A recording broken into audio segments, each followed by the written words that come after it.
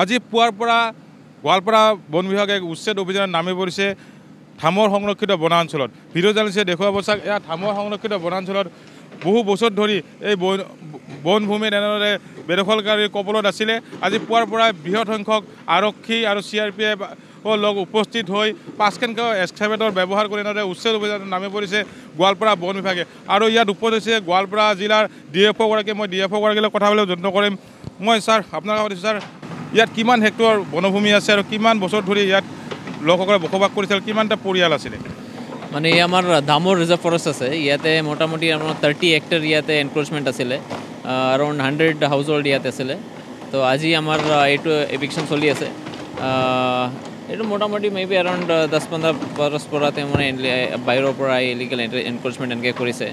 আমাৰ এতিয়া যি আমাৰ ডাইৰেকশ্যন আছে, গোটেই আমাৰ ৰিজাৰ্ভ ফৰেষ্ট এৰিয়াটো মানে ফ্ৰী কৰিব লাগিব। বহুতখিনি মানুহে হাতীৰ মানুহৰ সংঘাতত বহুত মানে কষ্ট পাই আছে। যদি ৰিজাৰ্ভ ফৰেষ্ট যদি এনক্ৰোচমেণ্ট হৈ থাকিলে এই কনফ্লিক্টটো আৰু বঢ়ি থাকিব।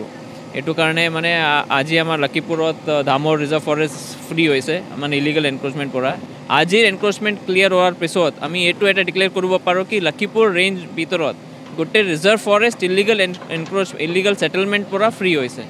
ইয়াৰ আগতে 3খনকৈ সংৰক্ষিত বনাঞ্চলত উচ্ছেদ চলাইছিলে। আজি ধামৰত মানে টোটেল আপোনাৰ লখিমপুৰ বনাঞ্চলৰ অন্তৰ্গত যিমানকেইখন সংৰক্ষিত বনাঞ্চল বেদখলকাৰীয়ে বনভূমি দখল কৰি আছিলে, আজিৰ পৰা একদম ক্লিয়াৰ হ'ব।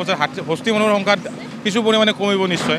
এবছলুটলি মানে আমাৰ যি মানে ৰিজাৰ্ভ ফৰেষ্টত ইলিগেল ছেটেলমেণ্ট আছিলে এইবিলাক মানে আজিৰতো লখিমপুৰ ৰেঞ্জ ভিতৰতো ক্লিয়াৰ হৈ যাব। চ' আজি হোৱাৰ পিছত আমি এই গোটেই এৰিয়া অলৰেডি প্লান্টেশ্যনটো প্লেন আছে। এইটো ডেফিনেটলি মানে হেবিটেট ইম্প্ৰুভমেণ্ট কৰিম। এইটো যেতিয়া এৰিয়া ফ্ৰী পাব ডেফিনেটলি হিউমেন এলিফেণ্ট কনফ্লিক্টটো বহুত কমিব। গোৱালপাৰা জিলাত কেৱল লখিমপুৰ বনাঞ্চলত নহয়, কৃষ্ণাই, গোৱালপাৰা সদৰ, ৰংজুলিতো বহুত বনভূমি এতিয়া বেদখল কবলত আছে। মোটামুটি আমাৰ গোৱালপাৰাত এতিয়া আজিৰ এৰিয়া লৈ 630 হেক্টৰ আমি এনক্ৰোচমেণ্ট ফ্ৰী কৰিছোঁ। গোৱালপাৰাতো আপুনি চালে পঞ্চৰত্নাও ফ্ৰী হৈছে, লংজুলিত আমাৰ ৰাতিয়াবাৰী আৰু দেওচিলা RFত আমি ফ্ৰী হৈছে। এতিয়া আমাৰ কৃষ্ণায়ত নেক্সট এটা এভিকশ্যন প্লান আছে।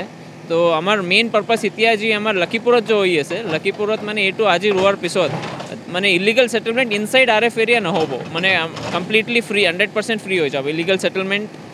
All RF centre Lakhimpur range will be free of illegal settlements. এইটো ডিক্লেয়াৰ কৰিব পাৰে।